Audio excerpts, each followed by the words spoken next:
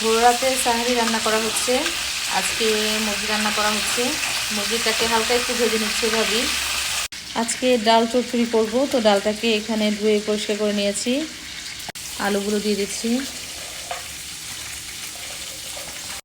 পরিমাণ মতো কিছুটা পেঁয়াজ কুচি দিয়ে দিচ্ছি, কাঁচামরিচ দেওয়া হয়েছে, লবণ দিয়ে দিলাম পরিমাণ মতো, সামান্য হলুদের গুঁড়া দিয়ে দিলাম, সামান্য একটু মরিচের গুঁড়া, ধনিয়ার গুঁড়া হাফ চামচ, জিরে গুঁড়া দিয়ে দিলাম হাফ চা চামচ। এখন এটাকে ভালো মতো আমরা মাখিয়ে নিব। যত বেশি ভালো মাখানো হবে অত এটা ভালো হবে খেতে।